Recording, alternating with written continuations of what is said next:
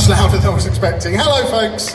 Welcome to the neurodiversity panel here at MCM London Comic Con. The second time they asked us back after we were here in May. Can you believe they asked us back for another neurodiversity panel? We're going to spend the next 45 minutes or so talking about issues and things related to autism online, as the name of the panel indicates. But before we get into that, we're just going to have a little bit of an introduction as to who the three of us are. I do apologise, it's been advertised as four of us, but Holly, who was going to be the fourth, is a little too pregnant to be here, isn't she? Yeah, she's 38 weeks pregnant, so we'll let her off. Yes. But she'll be back when they book us again for next time. Wink, wink. So, if you'd like to start from that and let us know who you are. Hello, my name is Connor Ward. I'm an autistic speaker, consultant and vlogger. I just need to take my earplugs out actually because I'm getting the weirdest echo.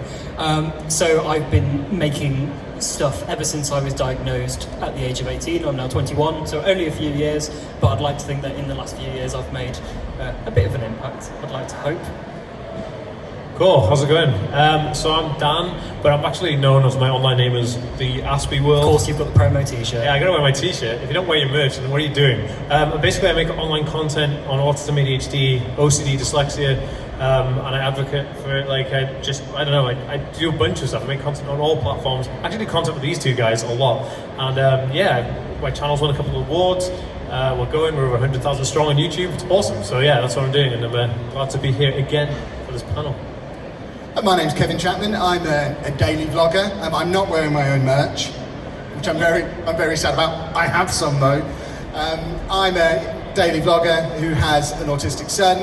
I'm also currently going through the diagnosis process myself to be diagnosed as autistic, although it is taking forever to get through the diagnosis process. And yeah, that's me.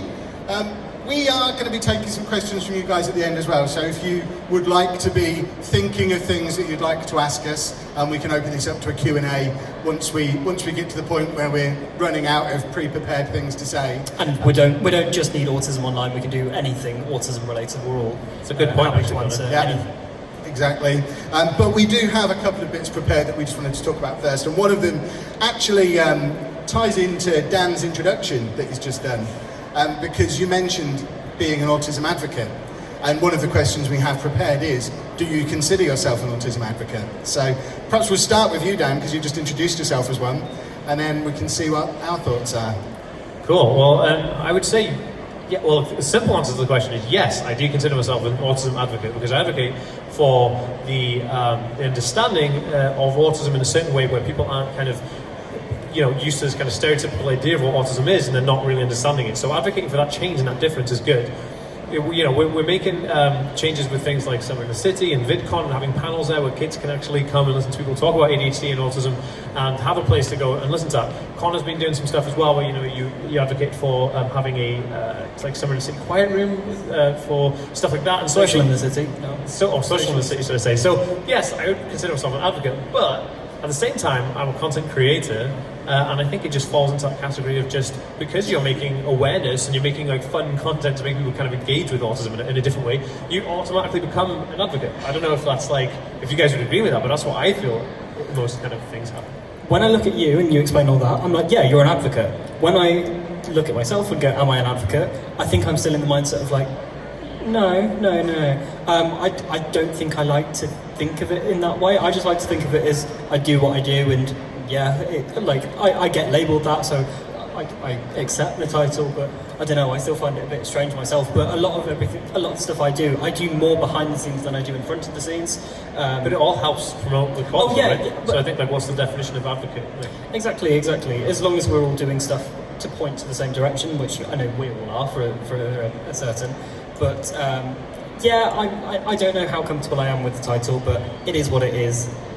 That's very similar to my answer, because I'm always very reluctant to accept the label because I'm not diagnosed as autistic. So for me to be an advocate for something that, my son is autistic, but I'm not actually diagnosed with it yet, I always feel like I don't want to be seen as that guy who's coming in and trying to speak for a group of people that he might not even be a part of. So, well, we mentioned the first time we met, I basically had a go at Kevin but okay, and it took us a while to figure out where we were both at with it all because I wasn't happy with Kevin prior to meeting him, but then I was all good with it. The funny thing about that though is that if you think about like the National Autistic Society, for instance, they're headed, the CEO, the top person there, isn't a person who's on the spectrum, and they're still advocating for autism.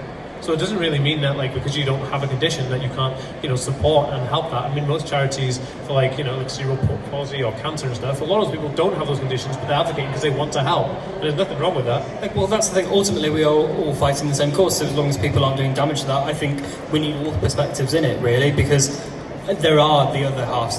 There's the other side to it all. Yes, we're very much advocating our own condition.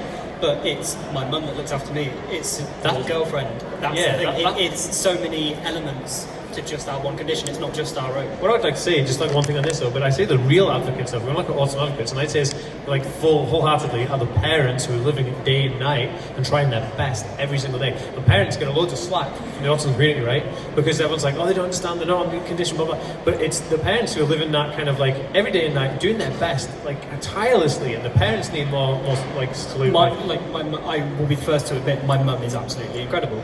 And this is the thing. It did take 18 years to diagnose me, but that's just because my mum raised me as me. She just thought, right, this is my child. Yes, he seems to be acting different to other kids, but I'm just going to deal with him. And that's exactly what I needed in my life. So there's nothing wrong with parents. Okay, so we're all involved in autism advocacy in some way. Let's move it on to another thing that this isn't all going to be negative, by the way, but I'm trying to address some of the criticisms that we get, or that particularly I get early on. If we are autism advocates, great. We're all trying to fight for the same cause, get the same message across. Is it okay that we're also all doing that as our jobs and we're profiting from it? And so I think my answer changed from last time we did this. Because last time I did this, I was still like, oh, blah, blah, blah. But now I'm at the point in my life where I'm like, do you know what? I'm 21 years old. I need to start earning money. I've got Lego to buy. I need to just. I can't do things for free forever. As much as I would love to, like, I'm of the mindset that I think we should all just do whatever we can to help out.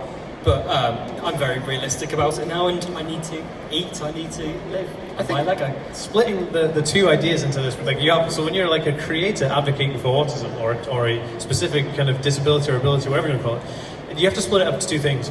You have to earn money, and you have to do something as your job, and you can also look at the work that you do. I don't think you should cross the paths of being like, oh, I'm taking money from supporting autism. I don't think it's something like that. It's like, hey, I'm doing this work. You should be paid for the work that you do because it's the amount of hours we put in is ridiculous. I mean, I work like I don't know, it's ridiculous, like 20 hours a day. Okay, no, it's not realistic. But actually, I probably do. I only sleep like 5 hours a day, so I'm probably working 20 hours a day. But that, you think like you should be compensated for the work that you do. There's nothing wrong with that. And everybody who works in charities and stuff, they have a wage because they still need to live. You can't just do stuff for free because then you'll just be a charity case yourself, aren't you? Yeah, I think it's difficult knowing where the line is between getting compensated for the work that you're doing and getting rich off of being an advocate. And I mean, none of us are in that situation where we are getting rich off of it, contrary to what some of the comments of some of our videos will probably say from time to time. But I particularly, and I'm sure you two get the same kind of criticisms, one of the biggest criticisms that I will get is that I'm exploiting autism or exploiting my son or exploiting certain situations for my own financial gain. Look at Connor's face at the moment. Love those people. See, he is desperate to have a go at me about something. Spill it. Come on. So, what have I done? Well, this is the thing. It's not so much the money side of things, but it's like how we were talking about earlier. You uploaded a video this week titled. The video was titled something. I think it was something along the lines of "He ate her shoes" or something like that, and then in brackets autism and Pika. Yeah. So I'm just very, very protective of anyone on the spectrum, and that's where any of my passion comes from in that angle. So I will always make sure that I don't ever want to see anyone getting exploited. Like, you are someone who yes, you may tread the line, but you stay the right side of the line. There are other people out there that will exploit. Tread the right side. You change your eyebrows. Was that what I meant to say? Tread the right side of the line? No, okay. That was more, I mean, I'm quite honest about the fact I do push the boundaries a little bit, because, and I think you do the same, Dan. It's the balance between, yes, we don't want to be seen as exploiting autism or exploiting anything, but at the same time, the nature of YouTube and the nature of the internet is, if I'd have labelled that my son has a condition where he eats inedible objects, you can hear him laughing. Nobody is going to watch the video. So what's the point of making it? The biggest justification I have for anything that you do, you just have to look at the progress Andy's made, and then you can almost justify anything because you're able to spend more time with him because of the finances. Phoned me about it. I was on the phone with Connor. He's like, "Did you see Kevin's thumbnail? Did you see his video title?" I was like, it was a text, and I was like, "Oh no, it was a text. It was a text. We do speak most days, but it was a text." And I was like, "What is it? What is it?" And I was like, "I expected something shocking." But on the contrary, what Kevin was saying is that, like, because we're talking about autism online right now and advocacy online, online you have to grab attention. Where the attention is, change happens. And how are you going to make change without grabbing attention? And to me, it's like, how do I grab people's attention? You have to grab them. You have like seconds, literally like an unbox to catch someone's attention on the thumbnail. Once they're on the video, then you have to show them 9 seconds of something that's going to really get them that attention. So you can then tell them the story. And the story is the thing that's going to change their life, change other people's lives. And if you're not doing that, then you're not, in my eyes, you're not making a big impact, you're not making a big change. And I'm all about that. I'm all about, like, let's push this button, let's make this big change. And I think, like, what Kevin was doing is Kevin was highlighting the issue and making it that shock impact when people say, like, he hates shoes, and it's going to make people click on it. But that's not really exploiting somebody, that's actually just grabbing that attention. Exactly. And, like, this is the massive contrast between, like, if we could draw a line here, you two you're far more successful on YouTube, and I will always admit that. I don't intend to ever grab hundreds of thousands on YouTube just because I put my efforts elsewhere. YouTube put it in YouTube. Yes, you may make more controversial points in the community sometimes. However, ultimately, you reach so many more people and have that much more of a positive impact. So I don't think it would be fair for anyone to have a go at that, even though people do. Yeah, people do daily, don't they? It was a good one though, and I think it's a good thing to highlight. Like, you know, do people exploit stuff? And I guess, yeah, there are some people who do exploit things on the internet, but you can see it. There's a clear definition between exploitation and just attention grabbing. And there's nothing wrong with attention grabbing. Let's spin this around a little bit more positively now. I think we've done a lot of addressing some of the criticisms that we get. So, changing pace a little bit. Obviously, you two are both diagnosed as being on the autism spectrum, and by the nature of the videos that the three of us are making, a large proportion of our audience are either autistic or maybe caring for somebody who's autistic. And I think that changes the relationship between creator and viewer. Because, I mean, certainly from my point of view, I have 2 channels, one of which is nothing to do with autism. It's a gaming channel, and the relationship that I have with my viewers on there and the way I interact with comments is worlds apart from the relationship I have with my viewers on this channel. So what are the differences in creating content online as an autistic content creator and with an audience that has a largely autistic population? I know with me, it's the fact that you have to be so much more empathetic, which of course can be hard, being on the spectrum, but you get, there's so much more trust in it because you know that the layer of trust is thinner. Like, being on the spectrum, it is one of those traits that we can be very easy to trust people, and that when that applies into the creative viewer scenario, it means that we can get people being very open with us, so it's very important for us to respect that and treat it as an equal thing there. I think, like, to me though, making content, as being on the spectrum and making content for people on the spectrum, I feel like this is my rule. I don't see there's actually any divide between my audience. I feel like it's fluid. So to me, it's like, how can I be as open as possible, be as honest as possible, give people the direct insight. Okay, there's some things like, if I'm having like a crazy meltdown, the last thing that's on my mind is let's grab a camera and film it. So there's never anything like that. But to me, it's like, how can I tell them, like, how can I explain myself? And it's difficult to explain stuff emotionally. So anytime I feel like, I can explain this feeling, like, I'll just pick up the camera and I'll record it because I know that these people watching it are gonna understand it. But at the same time, though, you have to be super careful that you don't want to make them feel like if they don't experience that they're not like you. So the biggest thing with YouTube and autism, we very much, our mindsets work in the way that we don't think in language, and I'm sure you can agree in this. Yeah. It's almost like we have to go through a translation process to get it into English, like very much what I'm doing now. So when we are going, we've got our autism thoughts, we know exactly how it feels to us, we then try to translate it into English to go across the YouTube waves, and then on the other end, the autistic person's got to digest that. So it's just that whole lost in translation thing. It's about making sure that we can get that, because ultimately, if we didn't have to speak in English, I'm sure we'd get the message across far better to the autistic people watching our videos. But I think that's what makes the videos quite successful, or makes them kind of engaging, is because people can relate to it super, and you don't have to do that's too why much the to neurotypical relate. audience They're just like, they're kind of ostracized from it a little bit. But I try and bridge that boundary, actually. I try and educate people who are neurotypical and give that kind of like relatability content for people on the spectrum. You know, a big difference I've noticed between my two channels and the audience and the two, and it's something I learned the hard way, because I started out from a gaming background and sort of moved into vlogging and the autism content a year or two later, and I live stream occasionally on both channels. If I'm ever late starting a live stream on the gaming channel, I'll just come on and laugh and joke at people and tell them to get lost. Yeah, I'm late, so what? I was making a cup of coffee, who cares? Oh my word, if I did that on my vlogging channel. But I've seen you do that before. I know, but I've learned not to. I know, but that's the thing, like, even I've been like, Kevin, where the hell are you? Like, even though I wasn't that bothered about the live stream, I'm still going, oh my God. Sometimes I forget what channel I'm on, and yeah, it's, if someone is saying, Kevin, you're 2 minutes late on my vlogging channel, they're not doing that to rib me like they are on the gaming channel. They're doing that because they don't know why. I don't understand why you're 2 minutes late. You said you'd be at 5 o'clock. It's 2 minutes past 5. Why are you not here? This is why I have no schedule, because then you don't have any of that. Yeah. Dude, I schedule live streams, and Connor comes on, helps me moderate. I want to get on the live stream. If I'm there a minute before, they're like, "Where's Dan?" I'm like, "What do you mean, where's Dan?" Like, it hasn't started yet. It's crazy. That demand, though, that's like demand. It's cool. It's interesting, but can't you? Sorry, Kevin, I didn't mean to interrupt. I just think it's quite funny. I'm conscious of the time and trying to allow us some time for some questions. Yes. Let's just, can we have a quick show of hands? How many people have a question they'd like to ask? Just so I can get an idea of how much time we need to dedicate to this. Is that? And we know full well, just the law of audiences. As soon as people have started asking questions, there will be more people that want to ask questions. Yeah. Hello. I was at the May talk as well, and I asked you all after it individually.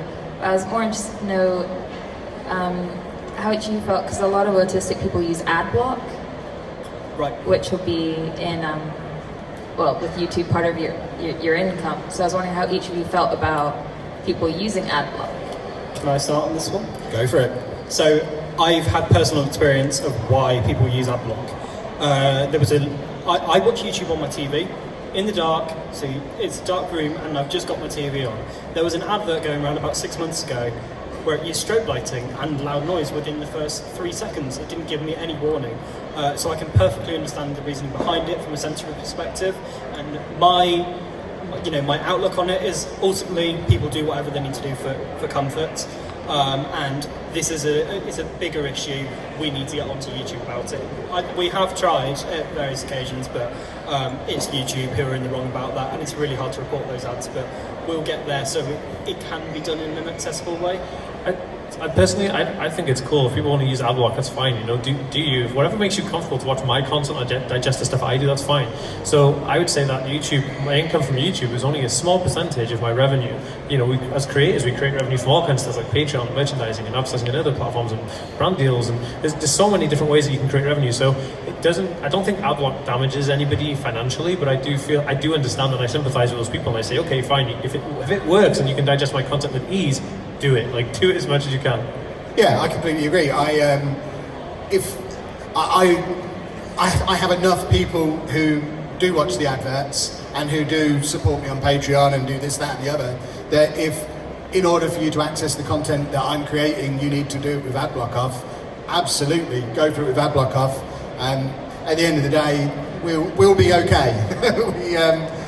The amount of money you make off one person watching one video is, I don't think it's an amount that you could hand to a person. It's so small.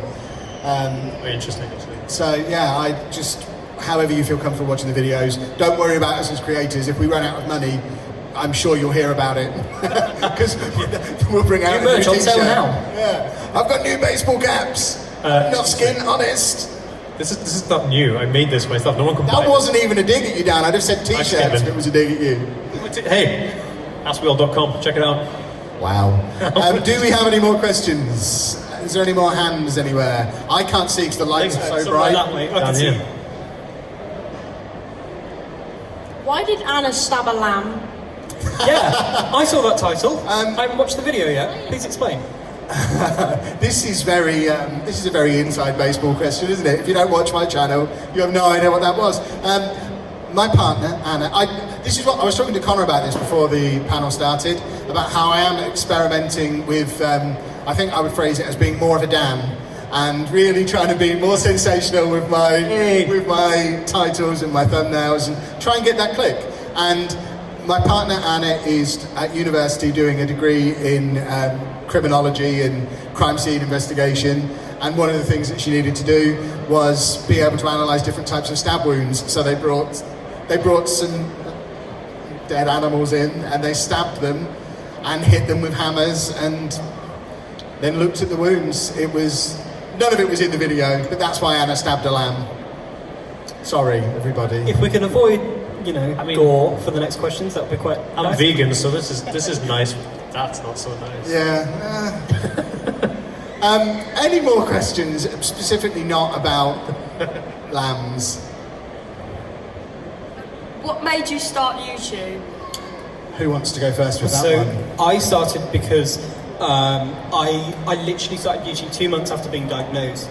I had been through the battle with the diagnosis, and I'd really wanted to. Well, I'd been in a place where, even though I had my diagnosis, that still wasn't giving the people around me the understanding that I thought it would bring. So this specific scenario was, I thought it was going to make work a lot easier. I thought that then apply to, do all the whole reasonable adjustment stuff. They weren't able to. I had to leave the job, and I made a poem about exactly how I felt about my condition, because I wanted to try and just. Well, I didn't want anyone to have to go through what I had been through, and then it just kind of spiraled from there. My slab accident, really, really simply, I put a video out on YouTube. I recorded my first ever video. If you go to my YouTube channel and look at the first video I ever posted, it's terrible. I'm not even looking at the camera, it's on an iPad, bad lighting, bad sound. And I just put this video up because I never saw any content relating to Asperger's syndrome, specifically on YouTube, that was any good. And not like I was saying that I was good, I just wanted to add to it. So I put it on, I didn't think anything about it.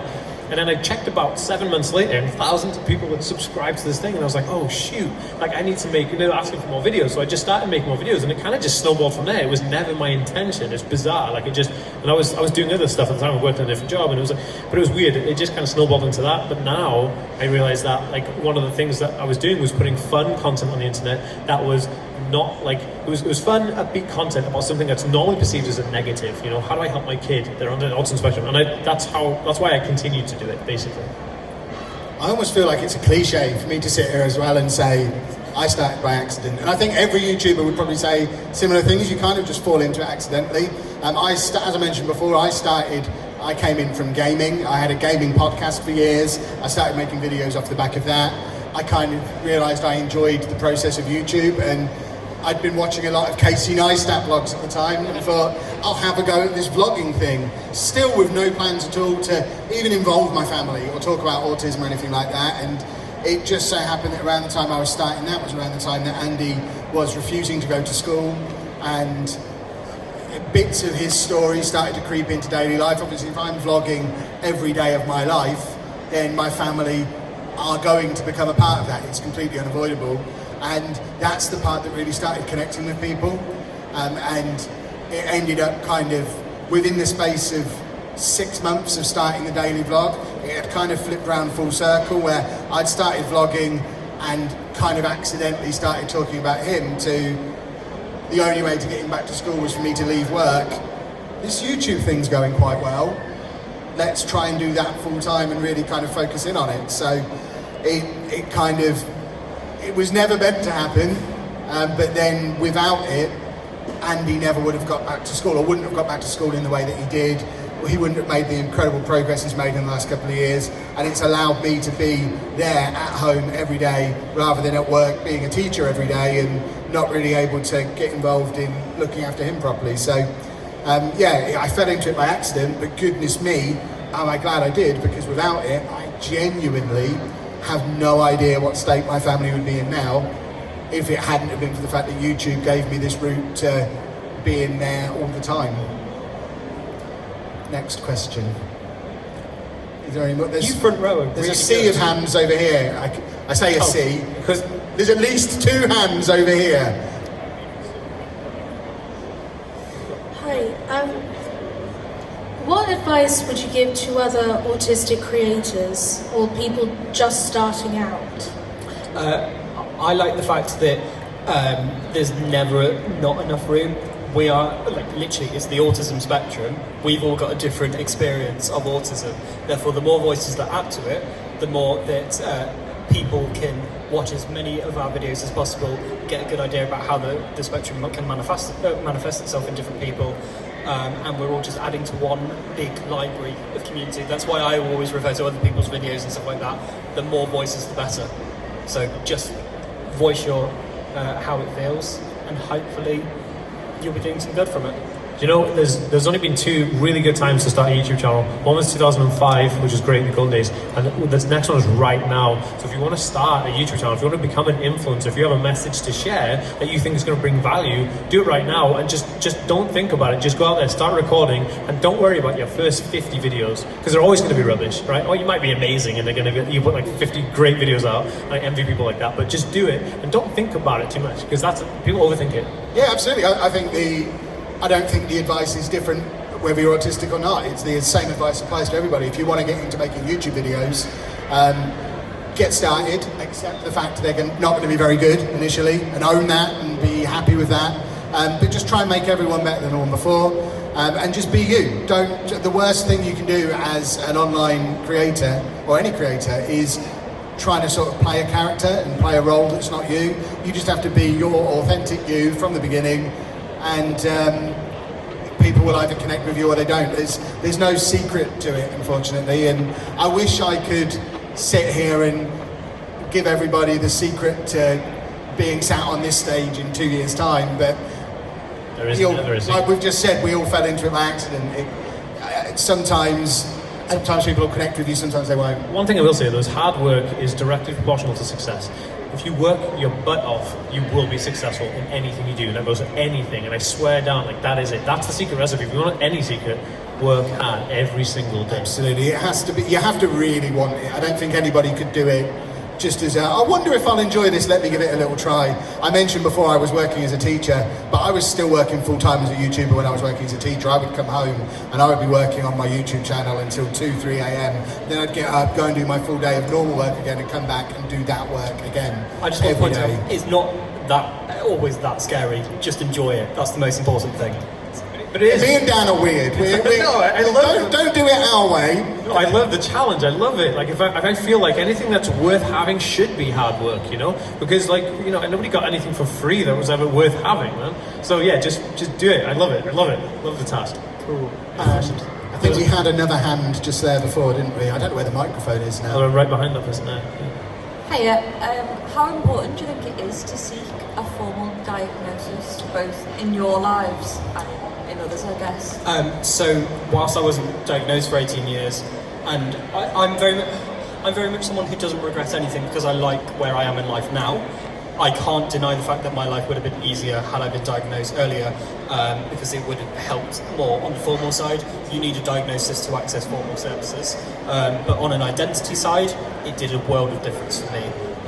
Just having, because I'd figured it out about 3 years before, but to have that actual piece of paper that said it was absolutely incredible. And I always encourage people to seek a formal diagnosis anyway, because if you're not autistic, there may actually be something else going along which you wouldn't know to look for, but a trained psychiatrist would know and be able to point out for you. You know, I think like self-realization is something that we're all searching for all the time, and like knowing ourselves, and that self-knowing. When I was diagnosed at age 26 with Asperger's syndrome, I'd had like other diagnoses before this, like of all kinds of stuff, and then it was like in the 90s when I was a kid and nobody could diagnose it when I lived in Wales. It was ridiculous. But like having that when I was 26 years old, like having that, like, oh goodness, that's what it, like that, it gives kind of almost like a self like realization, and I think that was just golden for me. It's a personal confidence and motivational thing, which is incredible. But on, like Connor said, on a societal scale, access to support and help, you definitely need a formal diagnosis, and I think that's paramount. Yeah, for example, here, if you needed a carer here, you need a diagnosis, otherwise you've got no chance. See, my view on this has changed quite a lot in quite a short space of time, because about 2 years ago, I made a video where I took an online autism test, and I prefaced that video with me saying, I think I probably have got some traits, but I'm not reading too much into this test because I don't think I'd ever pursue a diagnosis because I don't think I need one. And here I am 2 years later, about 9-10 months into pursuing a diagnosis properly. And it's not for any of the reasons of accessing services or anything like that. So I don't think I necessarily need to access any additional services or anything like that. But for me, I just want to understand why I am the way I am. And I think I probably am autistic, but like Connor said, if I'm not, why do I do some of the things that I do? Like, this is the other thing with the autism spectrum. It's one of those things where the spectrum is that big and there's that many different traits to it that a lot of the traits could be put down to human characteristics. It's the different extremes of how they react within a person. It's also to do with the effect that experiencing those traits has on a person. For example, you could have someone who's just a bit socially awkward anyway, but then the anxiety attached to someone on the spectrum and the downtime required after that is what makes the difference. I think that's... Yeah, sorry, and I think you're absolutely right, and I think like self-realization, no, but to me it's like that knowing, it's kind of like a peace of mind. That's the word I was looking for, peace of mind. Yeah, I think that's what I'm looking for. There's so much stuff where I look back on my life now. I mean, here's an example. When we were at my dad's for Christmas last year, and we were watching some old movie film stuff from when I was a kid, and the clip that we were watching, the focus was on my brother who was unwrapping one of his presents, and then in the background there's me with a new Transformer toy, and it was a toy with a remote control, and you pressed the button on the remote control and it lifted up, and you pressed the button again and it went back down. And this is probably a 3-4 minute long clip, and while they're focused on my brother opening his presents and all that kind of stuff, literally in the background of this video, I'm just making the toy go up, making the toy go down. And I sat there and screamed at my dad this Christmas, not back then. How? I mean, did you not look at that and think, that's a bit weird that he's doing that? Because I look back at that stuff now and I see so much stuff that I see in Andy. All I will say is, yes, I may have bought the Lego Disney train the other week. Yes, I may just sit there in my bedroom watching it go round in circles for hours on end. So, okay, but there's so many little examples like that from my life, and I would just like to know, is that why? Or if not, what is? Yeah, exactly. Cool. Have we got any more? There was another question over here, I believe. Oh, not okay. Oh, well, there is. Again, yeah. I was just going to say, like, do you enjoy being in the autistic community? Is it a nice community? On the whole, there's its moments, I think.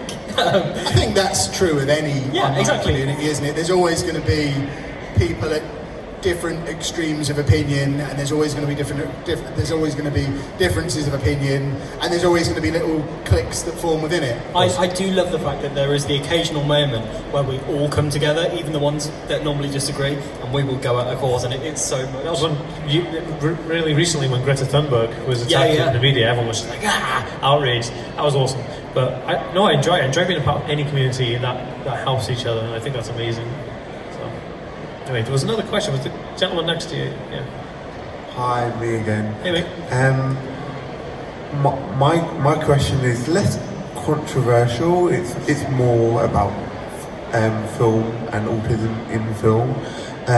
Did you guys know Tim Burton is autistic? So he's not actually ever received an official diagnosis, funnily enough. Tim Burton. Oh, right. He's never had an official diagnosis. Helen Bonham Carter, who was his partner, she'd had experience with autism, and she basically looked at him and went, yeah, all of these things. However, Tim Burton, you could say he's living his dream. He's formulated a scenario where he's always working with the same people over and over again, doing something that he's passionate about, and that's very much why he doesn't feel the need to seek an official diagnosis. However, I think it's very apparent that he is, but was there, I realised I kind of cut you halfway through the sentence, was there a second half to that? My second half was, what is your favourite Tim Burton movies? And what ones do you relate to? Like Edward Scissorhands? If you don't say Batman at Comic Con, they're gonna. No, I'm too old for that Batman. No, that Batman was the best. That's the one I was going to say. The Batman I'm too old for that. Great. I grew up with that stuff, man. I expand more on Batman while I think, because He made Batman dark and gothic and weird and how it should be, you know. Yeah. And I was just at the right age when it came out. I was probably 9 or 10. Movie came out, so it was just as I was old enough to start paying attention to all the stuff, and that was my first Batman. That's my Batman. Same here. Okay, so this is where I'd be controversial and list the films that people normally don't like. Alice in Wonderland, Dumbo, those kind of ones. Even Charlie and the Chocolate Factory. But just because Charlie and the Chocolate Factory came out at the right age for me being a child, and loving that. But yeah, I love anything that much. Stop being so much younger than us, Connor, for goodness sake. Sorry. Younger than you. Thank you, and thank you for your correction, Connor. Have we got any more questions? Oh, we have. There we go. Several hands moved there.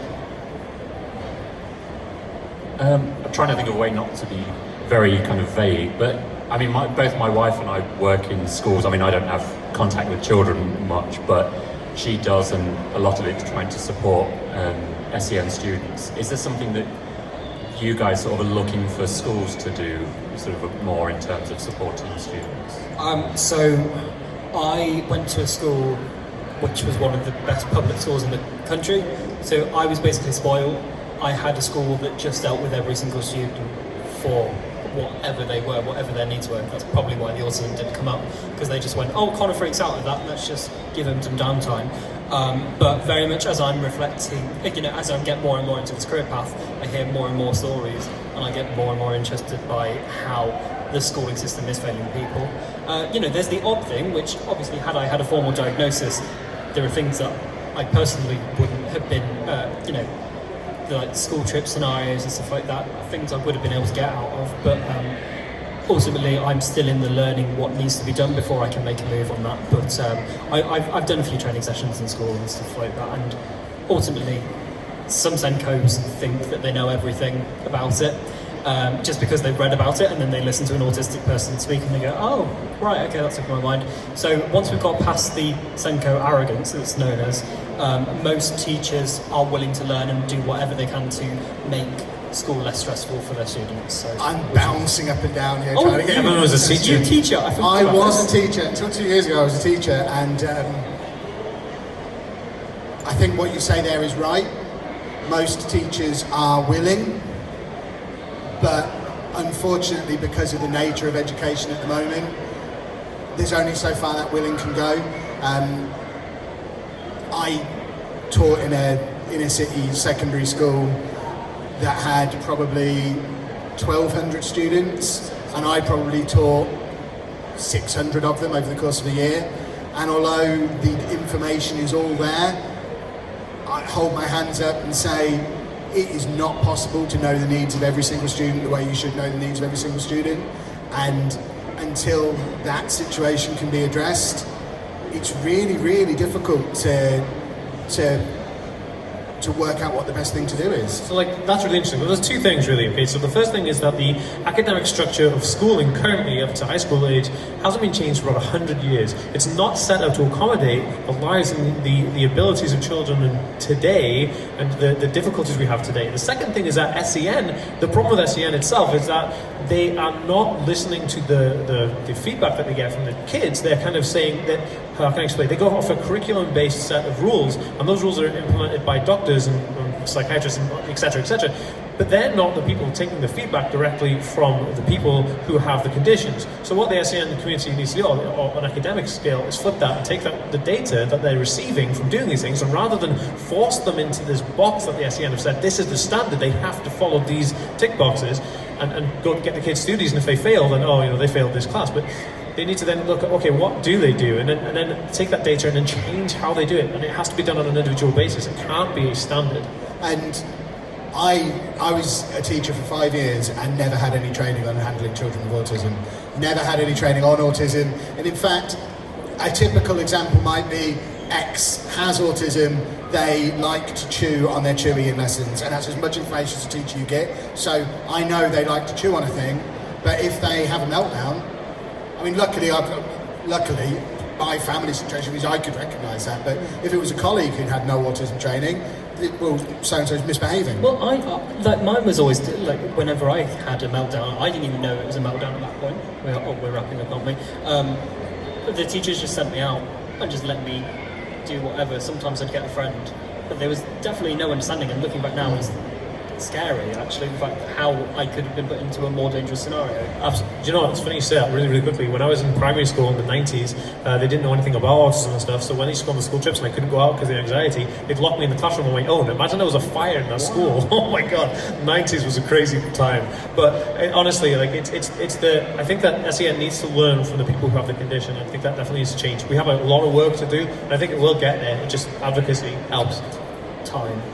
And if any schools want to book us to come in and do those talks, we're quite happy to do them, of course. Absolutely. I think we are being asked to wrap up. We're running out of time, so thank you. To say any more questions, just come and see us after we come off the stage. And also anyone who wants to know anything else about autism, I'd very much highly advise to look on the National Autistic Society's website, autism.org.uk. I can imagine us getting told off if none of us mentioned the National Autistic Society throughout this entire thing. So yeah, there's a wealth of information out there. And yes, we'll all be hanging around for it. Yeah, thank you very much for joining us, everybody. And we'll find a spot where we won't get told to move. It'll be somewhere around here. And if anyone has any further questions, they want to come and ask us individually afterwards. But thank you very much for joining us for the New University panel here at Comic Con. Thank you very much.